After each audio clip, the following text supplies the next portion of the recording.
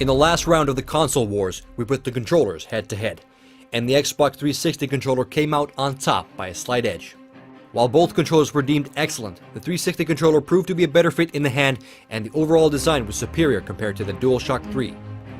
After the first round, the Xbox 360 leads by a single point, and in the next 5 rounds we'll be taking a close look at the hardware. Everything from design, input and outputs, to central processing units and GPUs. It's all going to be covered in depth, so get ready for 12 rounds of heavyweight game console action. It's LP from Techno Buffalo, and welcome to the Console War Showdown.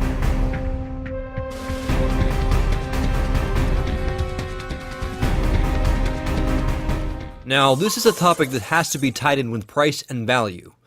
I bought the PlayStation 3 on the European launch date back in the spring of 2006. Man was I excited, but man oh man, did I die just a little inside when 650 euros left my wallet. That's about $900 US. With the introduction of the PS3 Slim in September 2009, the price has dipped significantly down to approximately $300, both US dollars and euros. The two consoles are now on the same price point, but I think Microsoft still has levers to pull, so I would not be surprised if the Elite's price comes down to $250 if the PS3 starts gaining some ground. So I'm going to be looking at this hardware comparison from the perspective of where we are right now in fall 2009, and the notion of both consoles being at an equal price point. Round 2. SKU Wars. To make this series of videos a bit more complex, both manufacturers have come out with multiple SKUs of their hardware. Not many gamers knew or cared what a SKU was before Microsoft came out with 2 different versions of their Xbox 360 hardware. The term was adopted by the gaming community basically overnight. SKU stands for Stock Keeping Unit. It's a term merchants use to identify unique products in inventory. Obviously, in this case, it refers to unique system configurations. The multiple SKU strategy has brought with it more choices. It's not only a matter of which console to buy, a consumer must now choose between the different variations of the same console. When I bought the PS3, I had 2 SKUs to choose from, the 60GB SKU and the 20GB SKU. The 20GB SKU was €100 cheaper, but it lacked backwards compatibility, flashcard readers, and Wi-Fi.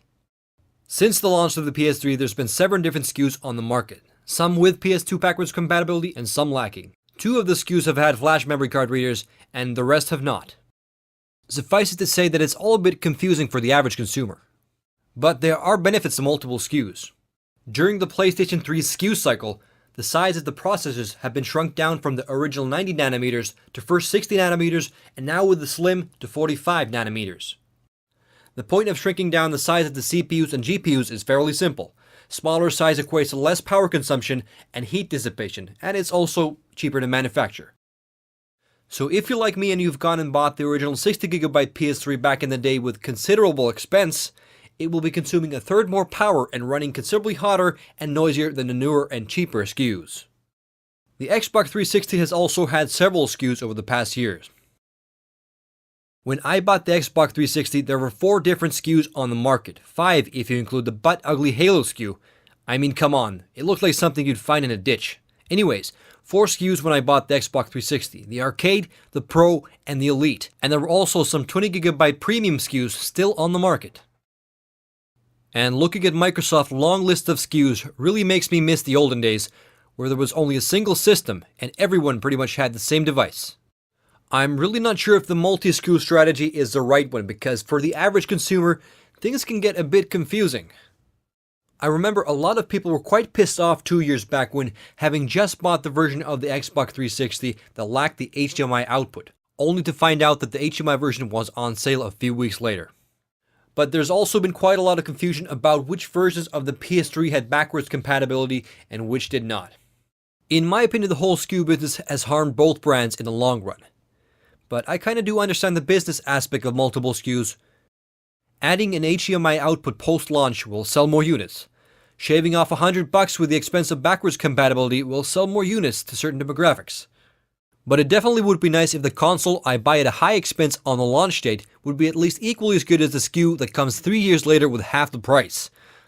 Now this pisses me off, and I know for a fact that I'm not alone with this. What do you guys think? Luckily, Microsoft and Sony have both tried to cut down on the SKUs. Sony first got rid of the SKUs that lacked Wi-Fi, And Microsoft only recently revealed that it would be losing the Xbox 360 Pro SKU, leaving only two SKUs on the market, the Arcade and the Elite. I'm awarding no points in this round because the multiple SKU approach really doesn't serve anyone's interest. I'm perfectly fine with shrinking down the components, but adding and subtracting features confuses the average consumer and frustrates the loyalist of fans of both manufacturers. Hopefully come next generation of consoles, both manufacturers will develop their concept and hardware long enough not to have to make 10 versions within the console's product cycle. A single SKU approach seems to be working fairly well for a certain other Japanese console, namely the Nintendo Wii. Round 3. Design and external features. The design of game consoles have always been interesting to say at least. No game console is alike, and the Xbox 360 and PS3 are very different looking devices. The original PlayStation 3 is a bit bulkier than the Xbox 360, but obviously the Slim has turned the tables, and the Slim is about the third smaller than its big brother and significantly smaller than the Xbox 360. I'm pretty sure Microsoft isn't planning on an Xbox 360 Slim, but if you're watching this in 2010 with an Xbox 360 Slim in your living room, I take my previous statement back. The PS3 is an expensive looking device, it has sleek curves, and a lot of thought has been put into its unique style. Some may say that it looks like a UFO and some say that it resembles a sandwich grill, but I think the PS3 looks sleek from almost any angle. The Xbox 360 has a sweet and simple design, very minimalistic but classy in its own way. The front of the Xbox 360 has a very distinct look about it, and it has some customizability to it as well. You can buy custom faceplates to suit your personality. A bit of a novelty feature, but it definitely appeals to a certain crowd. While I do like the piano black finish on the PS3, man does it collect some serious dust and fingerprints. But if you don't like the glossy finish, the Slim features a matte finish, which may not be as flashy as the original PlayStation 3, but it gets the job done and looks good in its non-dust collecting and smudging way. I've said it before that chroming is definitely better suited for rims of cars than entertainment devices, but the chroming on the PS3 looks okay. Although take note that the chroming is gone from the cheaper SKUs, including the PS3 Slim. The Xbox 360 has a very uncool feature, which is the huge power supply that can be tricky to hide depending on the placement of your device. I mean, this thing basically looks like a game console in its own accord. Both consoles have a very cool and distinct look about them, and I really can't decide which I prefer more. You know, some days I prefer coffee, and other days I prefer cocoa. That's just the way it goes, but let's check out the external inputs and outputs, which are also connected to the design. The inputs and outputs on both devices have changed between all the different SKUs, so it's impossible to make an entirely accurate comparison between the two systems. But what we have here side by side are the most common models in use today, and most essential features are the same. Beside the disc tray we find a couple of memory unit slots, and underneath them we find a wireless sync button. When I first got the Xbox, I was wondering where the USB ports were, but they're actually down here under the hatch. And the USB ports are a bit tricky to get to because they're quite deep inside there. And having a USB cable attached to the 360 really breaks the clean lines of the device. The 360 features a mechanical button for the DVD tray, which pops up with good haste when you press the button. The tray seems to work nicely even though the Xbox is placed vertically. But the most prominent feature on the front of the Xbox 360 is the power button, which has acquired some notoriety in its own accord, in a slightly negative way over the past few years. It's also a subject that I'll be covering in upcoming rounds. On the front of the PS3 we have 4 USB ports. Well, if you have the newer models, you'll only get 2. But I really haven't used more than 2 USB devices simultaneously, so 2 is probably enough. Under the lid here we have memory card readers for several types of memory cards. It's also a feature that I do not use too often, but it's a decent feature to have if you, for example, store your pictures on the PS3. Unfortunately, this is also a feature excluded from the newer models, including the Slim. Under the optical drive we find 2 touch-sensitive buttons, one for the optical drive itself and one for the power. While the touch-sensitive buttons may be cool, I have a feeling that they've added to the high price tag of the platform. But the Slim has excluded the touch-sensitive buttons and replaced them with simpler and probably cheaper mechanical buttons. On the back of the PS3 we find several inputs and outputs.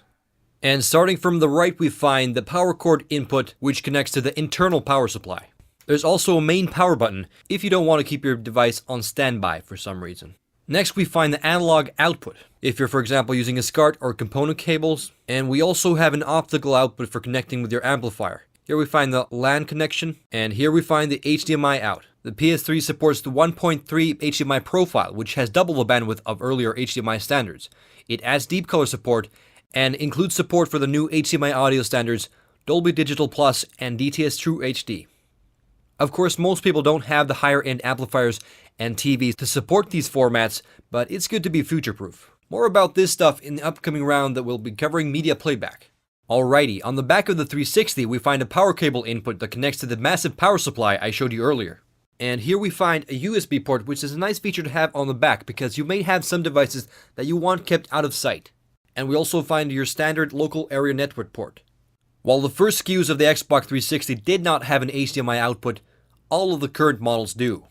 The HDMI on the Xbox 360 only support HDMI profile 1.2.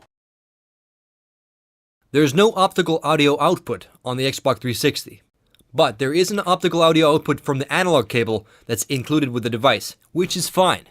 But a very annoying thing with the Xbox 360 is that you cannot connect the analog cable and the HDMI cable at the same time, which means that if you connect the device with an HDMI cable to your display, you won't be able to connect the optical cable to your amplifier. This sucks quite a bit. Alrighty, the next two features were a bit tricky to categorize, as they're external for the Xbox 360 and internal for the PS3. The hard drive on the Xbox 360 lies on top of the console. It's very easy to remove and replace, so if you have one of the older Xbox 360 SKUs, you can upgrade to, for example, a 120GB hard drive. The only thing holding you back from upgrading will be the $150 price tag. You can also swap out the PS3's hard drive, but you'll need a screwdriver to do it. Luckily, the process is very simple, and you can swap out the PS3's hard drive for any 2.5-inch serial ATA disc. So if you store a lot of games and media content on your hard drive, you can get a 320GB hard drive for under $100. And you can actually speed up your PS3 loading times a bit by installing a 7200 RPM hard drive. As you can see, the hard drive included in my trusty old PS3 is a pretty standard Seagate Barracuda disc. Alrighty, the next feature is internal for the PS3, but is an external add-on for the Xbox 360. Put simply, the PS3 has built-in Wi-Fi, and the Xbox 360 does not. A wireless network adapter is sold separately for around $80, and in my opinion, Wi-Fi is a feature that one expects to be built in these days, so it's a definite negative for the Xbox 360. Heck, even my toaster has a built-in Wi-Fi. It probably comes as no surprise that the PS3 will be taking this round. Both the original PS3 and the Slim are sleek-looking devices that include all the necessary input and outputs. Although some of the features have been excluded from the Slim, it still managed to be the better all-rounded device when it comes down to input and outputs. The round for design and external features go to the PS3 hands down. The match is now tied up with a point for each platform. In the next two rounds, it's time to peek under the external covers and analyze the internal hardware. CPU and GPU are up next. It's time to break these babies open. Catch you later in the next round of the Console Wars. LP signing out.